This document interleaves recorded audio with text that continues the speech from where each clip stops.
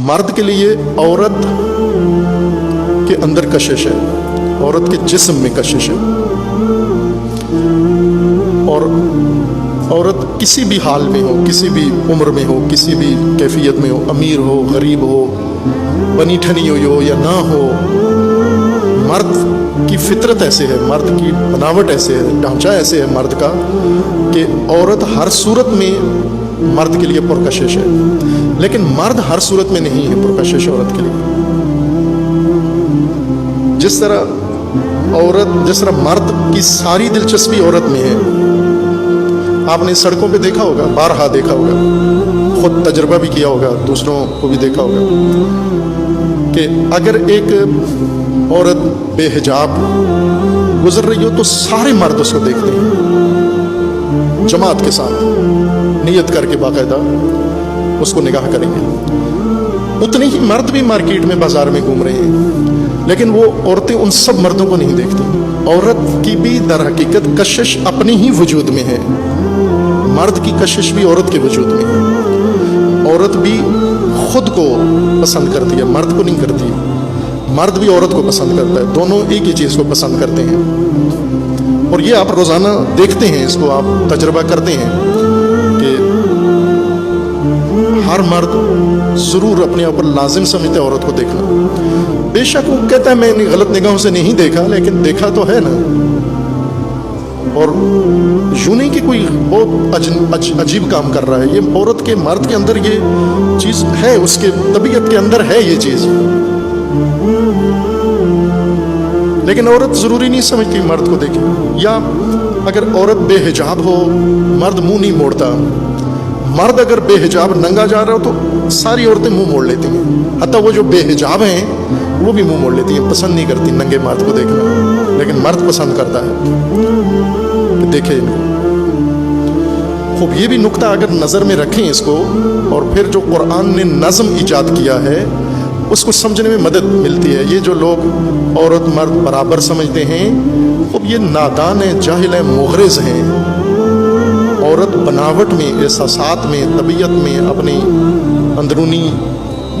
اس رجحانات میں مرد سے مختلف ہے۔ بعض اوقات مسخ ہو جاتے ہیں اور مرد زنانہ بن جاتے ہیں، بعض عورتوں میں مردانہ پن آ جاتا ہے، یہ استثناء ہے، لیکن عموماً ایسے نہیں ہے۔ خوب اس پہلو کو اگر نظر میں رکھیں تو یہ قرآنی نظم پھر زیادہ انسان کو سمجھ میں آتا ہے کہ جب مرد ہر عورت میں دلچسپی رکھتا ہے اور عورت ہر مرد میں دلچسپی نہیں رکھتی۔ عورت دکانوں میں دلچسپی رکھتی ہے، دکانوں میں پڑے ہوئے سامان میں دلچسپی رکھتی ہے، دکاندار میں ذرا دلچسپی نہیں رکھتی، گاڑی میں دلچسپی رکھتی ہے، ڈرائیور کو بالکل نظر انداز کرتی ہے، ڈرائیور اس کو بالکل اچھا نہیں لگتا، گاڑی بہت اچھی لگتی ہے، لیکن چونکہ اس مالک یہ ہے تو لہٰذا یہ مرد خوش نہ ہو کہ عورت اس کی طرف توجہ کر رہی ہے، یہ اس گاڑی کی وجہ سے ہے، گاڑی کا احترام ہے جو تجھے مل رہا ہے۔ یہ تجرباتی بات ہے، اس کو نہیں جھٹلا سکتے آپ، مگر یہ کہ اناد معاند یعنی ہٹ درم آدمی ہو کہ جو کہے کہ ابھی دن ہے میں نہیں مانتا، خوب ظاہر ہے اس کو نہیں منوایا جا سکتا۔ چمگادڑ کو نہیں منوایا جا سکتا کہ ابھی دن ہے، ابھی سورج ہے، ابھی روشنی ہے، تو تھکنے کی ضرورت بھی نہیں ہے۔ رسول اللہ کو بھی اللہ نے فرمایا تھا کہ چھوڑ دو، سواء علیہم انذرتہم ام لم تنذرہم لا یؤمنون، ختم اللہ علی قلوبہم۔ اناد اور الحاد یہ ہٹ درمی ہے، انہیں نہیں منایا جا سکتا، سمجھایا نہیں جا سکتا، لیکن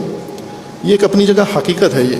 خوب اگر اس حقیقت کے تناظر میں دیکھیں تو گھریلو ڈسپلن یہ ہے کہ النساء حرث لکم، عورتوں کو نہیں کہا گیا کہ مرد تمہاری کھیتیاں ہیں، عورتوں کی کھیتیاں کیا ہیں؟ مارکیٹیں، اشیاء، زیورات، وہ ان کی کھیتیاں ہیں، چونکہ عورت کا دماغ دن رات اسی میں رہتا ہے، لیکن مرد کا دماغ سارا عورت میں رہتا ہے۔ وہ کسی بھی کام میں مصروف ہو، وہ دل کے اس کے اندر اگر کھول کے دیکھیں تو اندر یہ مخلوق پائی جاتی ہے۔ اب یہ اگر مرد کی کمزوری ہے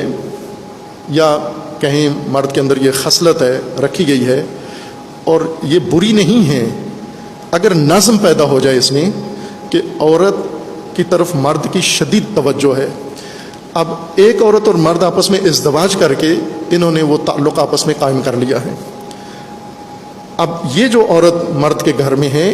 اس عورت کو پتہ ہونا چاہیے کہ یہ مرد شادی کے بعد اگر اس نے وہ ضرورت پوری نہیں کی مرد کی، تو یہ ہر عورت کو دیکھے